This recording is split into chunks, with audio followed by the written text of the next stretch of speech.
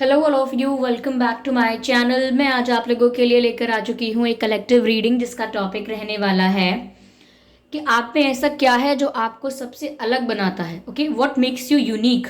ठीक है, तो आप में ऐसा क्या है जो आपको दूसरों से अलग बनाता है, यूनिक बनाता है। हम ये जानने की कोशिश करेंगे। ये रीडिंग जनरल है तो हो सकता है आपके साथ रेजोनेट करे या ना करे, आपको ओपन माइंडेड होकर सुननी है।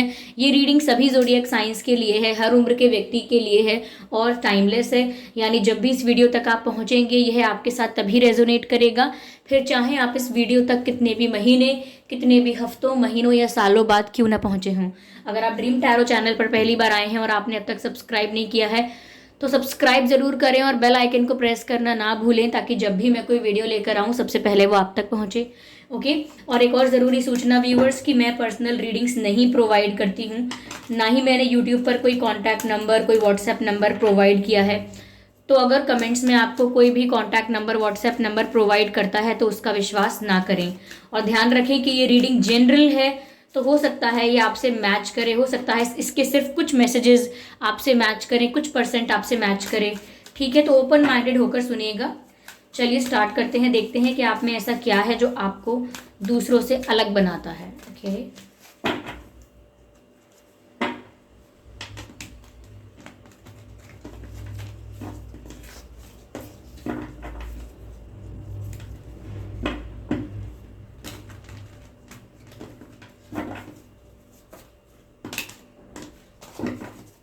चलिए काफी शफल कर लिया है।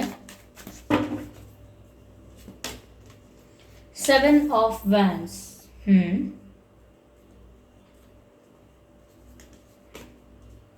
again Vans, 9 of Vans. Okay,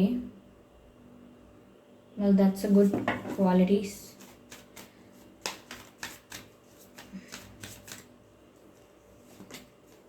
3 of Cups.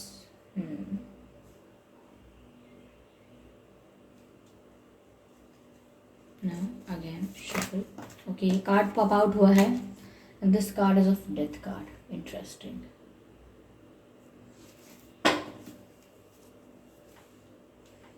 तो ऐसा क्या है आप में जो आपको दूसरों से अलग बनाता है? What makes you unique?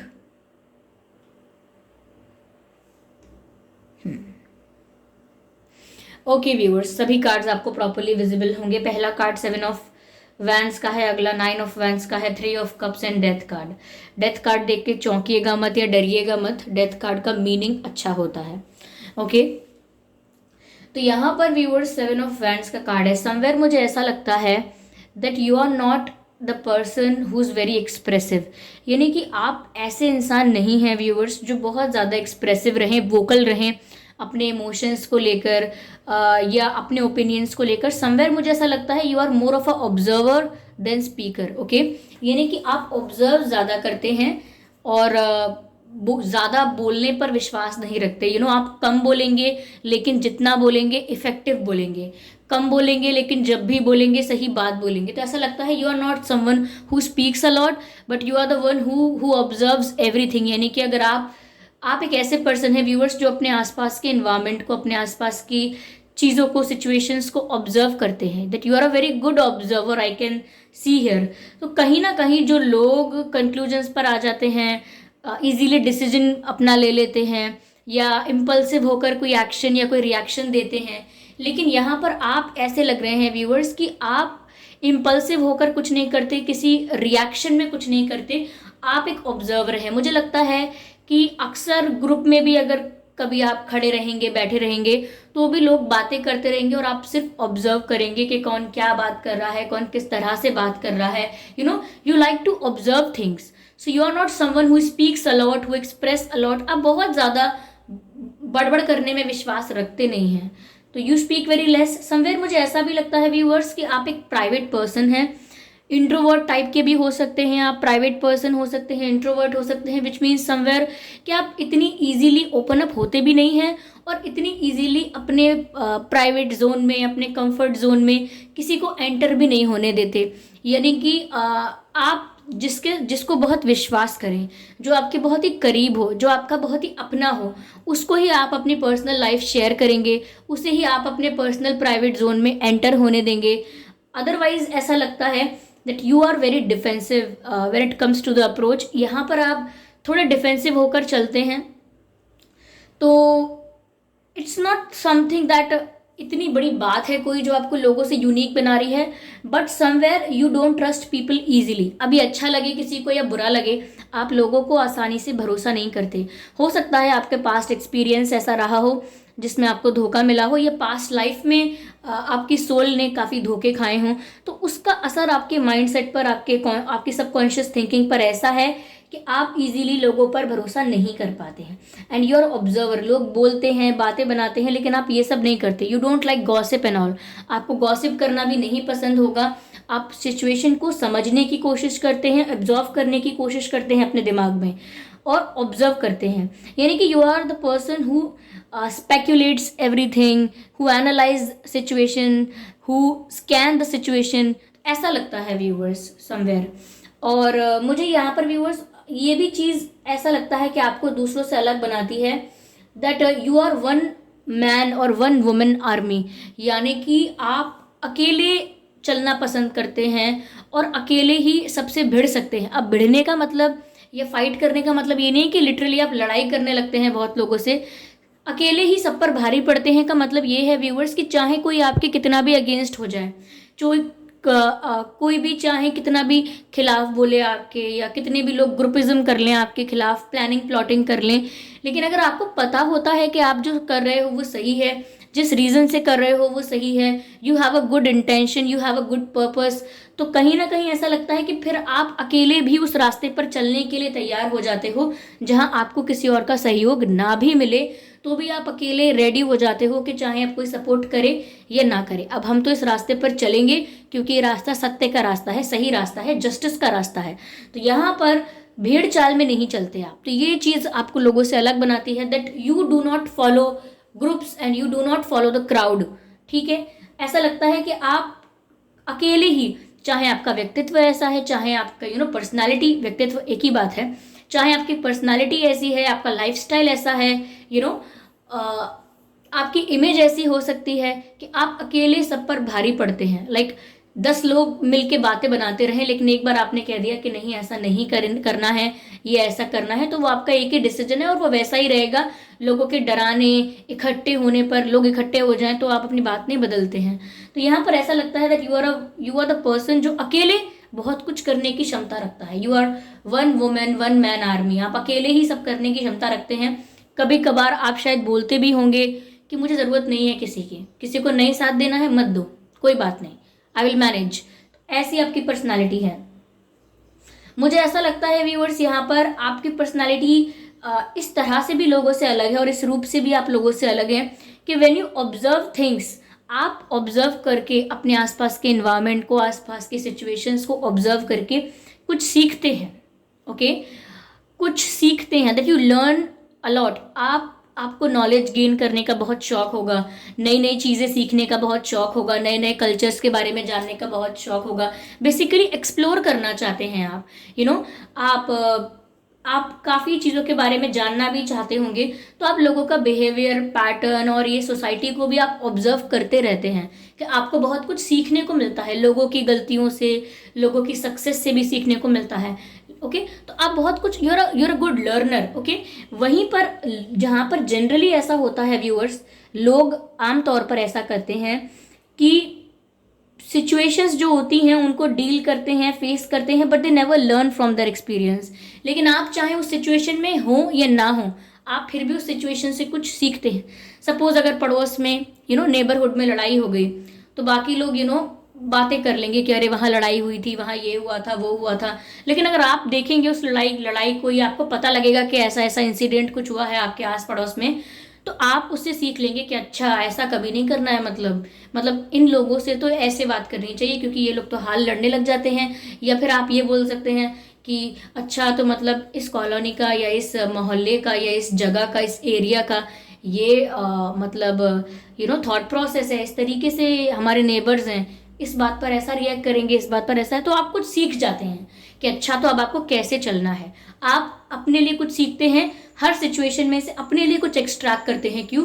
क्योंकि आप उस सिचुएशन को ऑब्जर्व करते हैं। You are a good observer. मैं आपको दोबारा ये बात बोल रही हूँ that you are a good observer.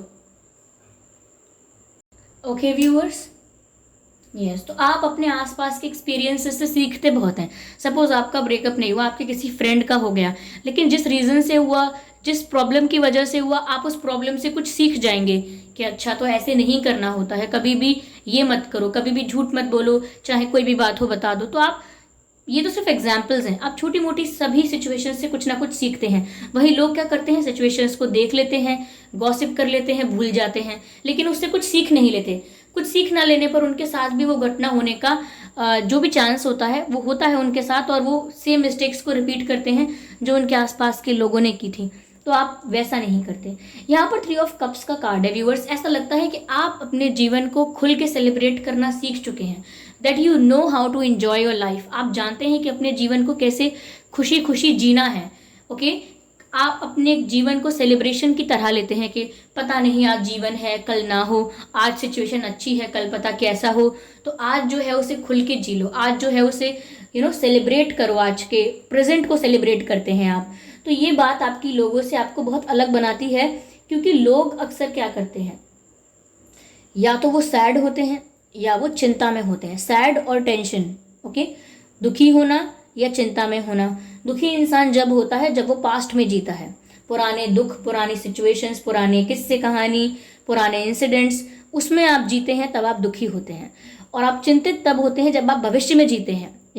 आपको टेंशन, स्ट्रेस, ये सब तब होता है जब आपको फ्यूचर की चिंता होती है कि आगे क्या होगा, कैसे सब कुछ हैंडल होगा, आगे कैसे सब कुछ अरेंज होगा, कैसे मैनेज होगा। जब आप भविष्य की चिंता में लग जाते हैं तो आप चिंता में लग जाते हैं और टेंशन लेते हैं। तो फ्यूचर में रहना या पास्ट में रहना इंसान को आज का जो टाइम है, प्रेजेंट मोमेंट जो है, वो सेलिब्रेट नहीं करने देता। लेकिन आप कहीं ना कहीं, हो सकता है कि आप भी सैड होते हैं, टेंशन लेते हैं, लेकिन मेजरली आप अपने आप को करेक्ट करते हैं। Like most of the time आप अपने आप को करेक्ट करते हैं कि अब जो भी होगा भविष्य में वो अपने आप होना होगा, वो होगा, मेरे सोचने से कुछ बदल तो जाएगा नहीं। या फिर आप ये सोचते हैं कि पास्ट में जो होना था वो हो गया, अब मैं सोच भी लूँ कितना भी तो भी मैं उसको रिवर्स तो नहीं कर सकता, रिवर्स तो नहीं कर सकती। तो आप इसीलिए सोच लेते हैं चलो छोड़ो, सब चीज़ों को जाने दो, पर अपने आज के दिन को एंजॉय करते हैं, अपने प्रेजेंट को एंजॉय करते हैं। आज लाइफ कैसी है, आज हम कैसा महसूस कर रहे हैं, डिवाइन ने आज हमें किस चीज़ से ब्लेस किया हुआ है, क्या गिफ्ट, क्या स्किल्स, क्या अपॉर्चुनिटीज़ हमारे पास आज हैं। So you are the person who lives in present. You do not live in past or future. You live in present. और कहीं ना कहीं आपकी ये क्वालिटी लोगों को बहुत इम्प्रेस भी करती है व्यूअर्स। लोग आपके साथ हैंग आउट भी करना चाहते हैं, आपके साथ सेलिब्रेट करना चाहते हैं तो लोग भी बहुत आपकी इस क्वालिटी से इम्प्रेस होते हैं कि ये व्यक्ति जो है वो हर सिचुएशन में अपने आप को ढाल लेते हैं और खुश रहते हैं, ज़्यादा भविष्य की चिंता नहीं करते और अपने अतीत का, अपने पास्ट का दुख भी नहीं मनाते ज़्यादा कि अरे मेरे जीवन में ये हुआ, वो हुआ, ये संकट रहे बचपन में, वो दुख था हमें बचपन में, गरीबी थी, ये माता पिता का प्यार नहीं मिला। तो जो पास्ट था ना, वो पास्ट था वो, तो आप सोचते हैं जो हुआ सो हुआ, वो पास्ट में हुआ था, आज जीवन कैसा है वो देखो। So you are the person who celebrates their life. यहाँ पर डेथ का कार्ड भी है, ये 3 ऑफ कप्स सेलिब्रेशन का ही कार्ड था। और जो डिफेंसिव होने के लिए मैंने कहा था वो ये 7 ऑफ वैंड्स जो है ये डिफेंसिव का कार्ड है, डिफेंसिव होना है। और ये डेथ का जो कार्ड है, ये यहाँ पर मैंने आपको बताया था कि that you are a good observer. और ये डेथ का जो कार्ड है व्यूअर्स, ये बताता है that you are the person who is interested in changes, who is interested in going forward. Like आप ऐसे व्यक्ति बिल्कुल नहीं हैं जो चेंज से घबराएं, that you are not the person who is afraid और स्कैर्ड ऑफ चेंजेस। लोग ऐसे होते हैं, आपने भी ऐसे लोगों से मिले होंगे, आपने भी ऐसे लोगों को देखा होगा। जनरली जब हम देखते हैं कि लोग बदलाव से बहुत डरते हैं, बदलाव से हिचकिचाते हैं। सपोज कहीं ऑफिस में जॉब कर रहे हैं, एक स्टेबल जॉब कर रहे हैं, अब थोड़ा सा उनको बोला जाएगा कि अब ये इस सॉफ्टवेयर, पुराने सॉफ्टवेयर पे काम करना बंद कर दो, ये इसका नया वर्जन आ रहा है, ये चलो सॉफ्टवेयर छोड़ो, नई टेक्नोलॉजी आ रही है, उस नई टेक्नोलॉजी को अपने ऑफिस में लगाएंगे, पुरानी टेक्नोलॉजी, पुराने सिस्टम्स को हटा देंगे। अब कुछ लोग घबराने लगते हैं। ऑफकोर्स उन्हें ट्रेनिंग दी जाएगी, उन्हें सिखाया जाएगा कि नए सिस्टम्स को कैसे चलाते हैं, नए सिस्टम्स पर कैसे काम होगा। उनको ट्रेनिंग दी जाएगी, उन्हें सिखाया जाएगा, फिर भी वो डरते हैं कि अरे नहीं, नई चीज़ें नहीं आनी चाहिए, सबको यही पुराना चलाना आता है तो पुराने से ही चलाओ, ओके, इतनी जल्दी स्विच नहीं करना चाहिए, नई नई टेक्नोलॉजी आप क्यों अपना रहे हो, इससे तो हमारी जॉब चली जाएगी। वो विश्वास ही नहीं कर पाते कि वो सीख जाएंगे उस चीज़ को और वो उस टेक्नोलॉजी को भी अच्छे से यूज़ करेंगे, but they just deny, they just resist कि नहीं, चेंज नहीं चाहिए हमको। ऐसे ही रिलेशनशिप्स में भी होता है। अगर आप लोगों का रिलेशनशिप्स 3 साल 4 साल 5 साल चलता है, तो जिस पर्सन के साथ आप रिलेशनशिप में हो वो पर्सन मेच्योर होता है धीरे धीरे, उसकी लाइफस्टाइल बदलती है, उसके चेंजेस एंड प्रेफरेंसेस उसके प्रेफरेंसेस एंड टेस्ट बदल जाते हैं। दैट डजंट मीन कि आपके लिए प्यार कम हो जाता है, लेकिन जब पर्सन कोई मेच्योर हो रहा होता है तो उसकी लाइफ में बहुत सारे चेंजेस आते हैं, उसकी चॉइसेस भी चेंज हो जाती हैं, उसकी सिचुएशंस भी चेंज हो जाती हैं। तो कुछ लोग ऐसा बोलते हैं कि अरे आप बिल्कुल पहले की तरह नहीं हैं, बिल्कुल आप पहले की तरह किया कीजिए, जैसे पहले आप करते थे, पहले आप कहती थी, पहले आप बोलते थे, आप वैसा ही कीजिए। तो आप ये नहीं सोच पाते हैं कि एक इंसान की उम्र बढ़ रही है। 18 साल के व्यक्ति में और 28 साल के व्यक्ति में बहुत फर्क होगा, 25 साल के इंसान में और 35 साल के इंसान में फर्क होगा। क्यों? क्योंकि एक्सपीरियंस भी ज़्यादा है, उम्र के हिसाब से एक्सपीरियंस भी ज़्यादा है और मेच्योरिटी भी अब ज़्यादा आ गई है और परिस्थितियां बदल गई हैं। ओके, जिस टाइप का प्यार, जिस टाइप का डेटिंग आप कॉलेज में कर सकते हैं, उस टाइप की डेटिंग ऑफिसेज में नहीं हो पाती है, या जिस टाइप के क्रशेज आपके स्कूल में होते हैं वैसा कॉलेज में नहीं हो पाता है। तो सब सिचुएशंस बदल जाती हैं और उसी हिसाब से इंसान मेच्योर होता है, बदल क्या जाता है, मेच्योर होता है और हम उस चेंज को एक्सेप्ट नहीं कर पाते हैं, हम रेजिस्ट करते हैं। ओके, कि अब कोई सेलिब्रिटी है, वो कैसे लगते थे पहले, बचपन में कैसे बिहेव करते थे, बचपन में आई मीन जब यंग थे तब कैसे बिहेव करते थे, और मेच्योर हो गए तो लोग बोलते हैं कि अब बहुत ईगोइस्टिक हो गए हैं, अब ये हो गया है, वो हो गया है।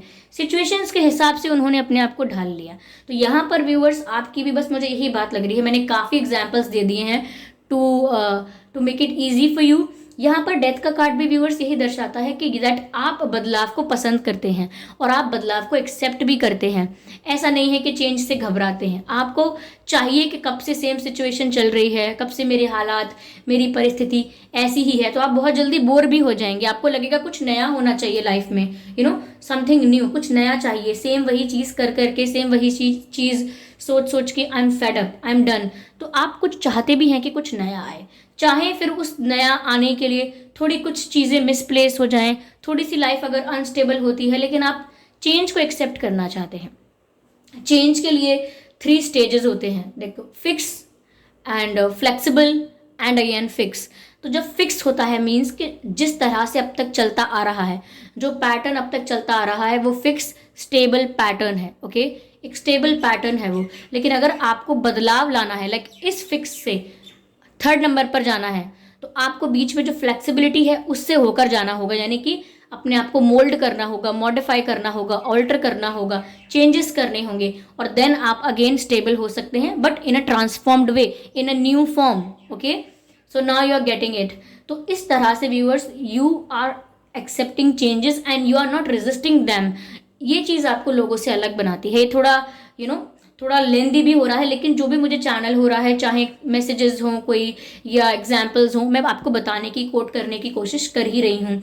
तो यहाँ पर व्यूअर्स यही दिखता है that you do not resist. पर उस जगह लोग क्या करते हैं, लोग बदलाव को पहले रेजिस्ट करते हैं, फिर चाहे राजी राजी गैर राजी उनको वो चीज़ एक्सेप्ट करनी ही पड़ती है, क्योंकि हो गई टेक्नोलॉजी चेंज, हो गया पर्सन मेच्योर, हो गए बड़े, सब बदल गया समय। 90s का समय, ये 80s का समय कुछ और था, आगे का समय कुछ और है, तो बदल गया समय। अब आप कितना भी बोलते रहें कि हमारे ज़माने में ये नहीं था, पहले तो ऐसा था, that doesn't matter at all, क्योंकि अब चीज़ें बदल गई हैं। आप पुरानी चीज़ों को लेकर दुख मनाएं या अपने आप को ढाल लें नई चीज़ों में, ये सही रहेगा। बट इसका मतलब ये नहीं है कि आप as a person foundationally change हो जाते हैं, नहीं, आपकी फाउंडेशन सेम रहती है, आपके वैल्यूज़, मॉरल्स, प्रिंसिपल्स सेम रहते हैं। इट्स जस्ट दैट कि आप चेंज को एक्सेप्ट करना जानते हैं। ओके, चलिए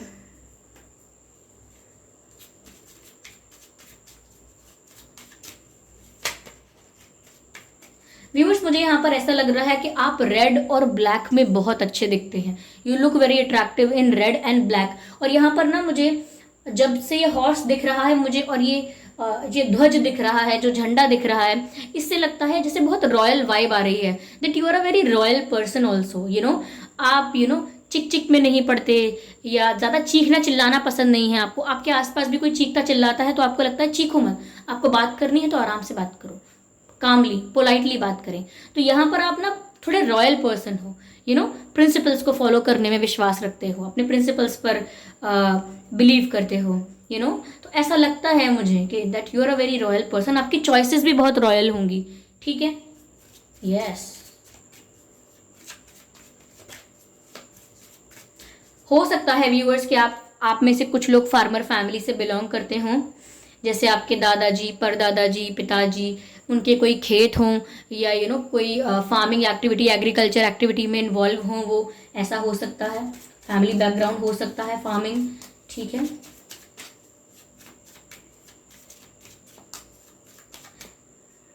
in fact I can see the sugar cane, हमारी तरफ उनको गन्ने कहा जाता है, शुगर कैन।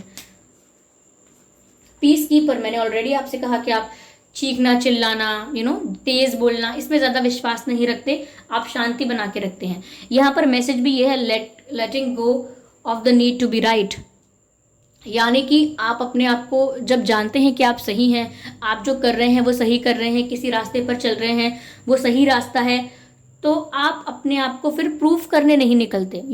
आपको पता है कि आप सही कर रहे हैं तो आप वो करेंगे। आप लोगों को प्रूव नहीं करेंगे कि देखो देखो मैं सही ही कर रही हूँ, मैं तुम्हें प्रूफ देता हूँ, प्रूफ देती हूँ कि मैं सही कर रही हूँ। आप इस चक्कर में नहीं पड़ते हैं। आपको पता है आप सही कर रहे हैं, आप करेंगे, फिर किसी को प्रूफ नहीं देंगे। आप किसी को प्रूफ चाहिए तो अपने आप ढूंढता रहे, आप आंसरेबल नहीं है किसी को। आपकी जिम्मेदारी नहीं है लोगों को प्रूफ करते रहने की कि आप सही कर रहे हैं कि गलत कर रहे हैं। तो यहाँ पर आप लोगों से बहस नहीं करते, उन्हें जो मानना है उन्हें मानने देते हैं। अपने आप को सही साबित करने के लिए लोगों से बहस नहीं करते। So that's good. कहीं ना कहीं आपको सुपीरियर दिखने का, सुपीरियर साबित होने का कोई वो नहीं है, एडिक्शन या ऑब्सेशन नहीं है आपको कि नहीं अगर आपकी बात सही है तो कैसे भी आप उसे प्रूफ करके अपने आप को सुपीरियर दिखाएं। आपको ऐसा कुछ इंटरेस्ट है नहीं। आप जानते हैं सही गलत क्या है, उस रास्ते पर चलते हैं। That's it. Shed the old skin, मैंने पहले ही कहा, यहाँ पर shed the old skin card आया है स्नेक का।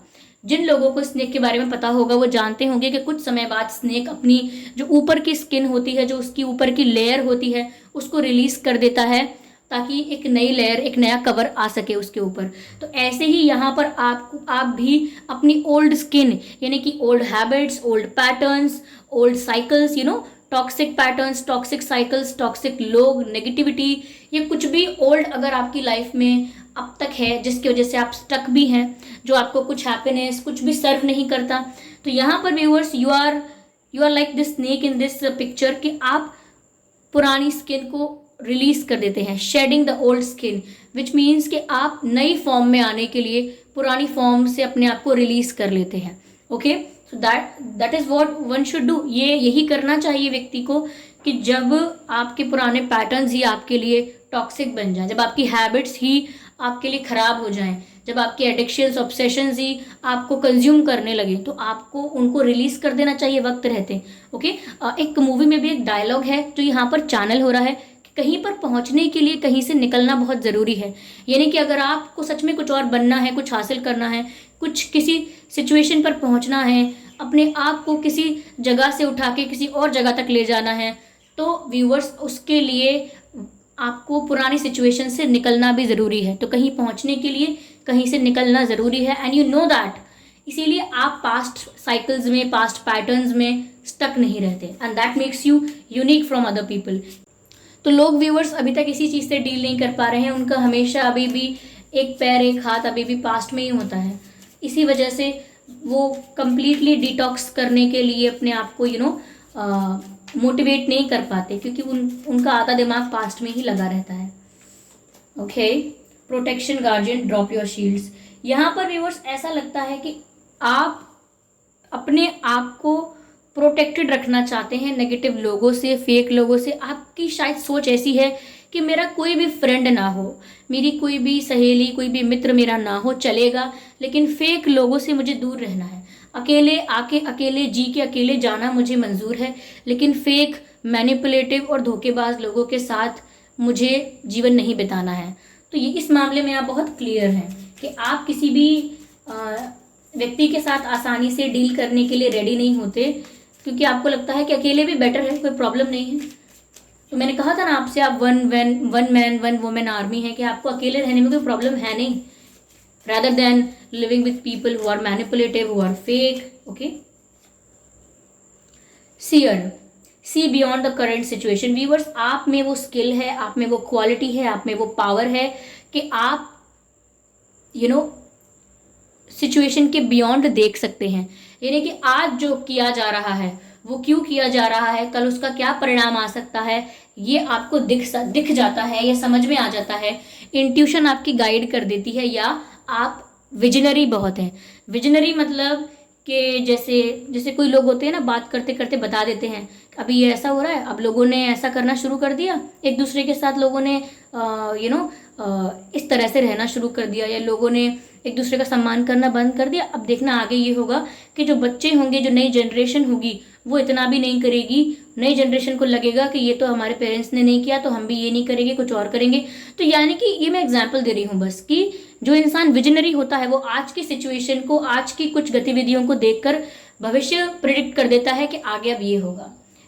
जैसे भाई भाई में कभी लड़ाई होती है, लैंड डिस्प्यूट्स होते हैं, प्रॉपर्टी डिस्प्यूट्स होते हैं, तो कोई जो बड़ा होता है, जो एल्डर होता है घर में, परिवार में, या रिश्तेदारी में, जो बुजुर्ग है या जो जिसको एक्सपीरियंस है, वो हमेशा ये बात बोल देता है कि आप आज कर तो रहे हो ये सब, लेकिन आगे बहुत आपको प्रॉब्लम बहुत होगी, ये बहुत होगा, वो बहुत होगा, और वो आगे फेस भी करना पड़ता है। तो एक ऐसा इंसान जो विजनरी है, जो आगे की सिचुएशन को देख लेता है, और ये जरूरी नहीं है कि नेगेटिव एस्पेक्ट में, पॉजिटिविटी भी आगे की आपको दिख जाती है कि आज आप ये कर रहे हो, करो, करते रहो, देखना आप आगे एक दिन जरूर वो अचीव कर लोगे। तो आप विजनरी हो, आपको समझ आ जाता है, दिख जाता है कि अब इसका परिणाम क्या होगा। तो ये आपकी इंट्यूशन भी हो सकती है जो आपको गाइड करती है। आप स्पिरिचुअली इतने पावरफुल हो सकते हैं, क्योंकि मुझे जो लेडी यहाँ पर इस पिक्चर में दिख रही है, ये काफी स्पिरिचुअल दिख रही है, प्रिडिक्शन करने की कोशिश कर रही है। तो you have that skill, you have that power naturally, कि आप इतने विजनरी हो कि आप जो बोलते हो वो सच में कुछ तथ्य के साथ बोलते हो, यूं ही नहीं बोलते, और वो होता भी है। ओके व्यूअर्स, व्यूअर्स, आपके नाम में डी हो सकता है, DSAAAH भी हो सकता है, वाई डबल बहुत लग रहे हैं मुझे, YN, ये DN हो सकता है, K हो सकता है, ओके, R भी हो सकता है। तो ये कुछ अक्षर हैं जो आपके नाम में हो सकते हैं व्यूअर्स। यस, तो आई होप ये रीडिंग आपके लिए रिलेटेबल रही है, हेल्पफुल रही है। अगर इस रीडिंग ने आपको थोड़ा बहुत भी गाइड किया है तो कमेंट करके ज़रूर बताएं। वीडियो को लाइक करना बिल्कुल ना भूलें, सब्सक्राइब करें ड्रीम टैरो चैनल को और बन जाएं ड्रीम टैरो फैमिली का हिस्सा, और बेल आइकन को ज़रूर प्रेस करें ताकि जब भी मैं कोई वीडियो लेकर आऊँ सबसे पहले वो आप तक पहुँचे। ओके व्यूअर्स, कमेंट करके ज़रूर बताएं कि ये रीडिंग आपसे एक्यूरेटली 100% रेजोनेट हुई है, या कुछ परसेंट 50, 60, 70, 80, 90% रेजोनेट हुई है, या बिल्कुल रेजोनेट नहीं हुई। आप वो भी बता सकते हैं मुझे कमेंट करके, no problem at all. Okay viewers, और मैं आपको एक सूचना देना चाहूँगी कि मैं पर्सनल रीडिंग नहीं प्रोवाइड करती हूँ। तो अगर कमेंट बॉक्स में आपको कोई मेरे नाम से, मेरे चैनल के नाम से, किसी और के नाम से XYZ कोई भी कॉन्टैक्ट नंबर, कोई भी मोबाइल नंबर, कोई भी व्हाट्सएप नंबर, किसी भी तरीके की कोई भी कॉन्टैक्ट डिटेल देता है तो उसका विश्वास ना करें, वो फ्रॉड है, स्कैम है। ओके, तो कमेंट्स में दिए हुए नंबरों का, कमेंट्स में दिए हुए कॉन्टैक्ट्स का विश्वास ना करें।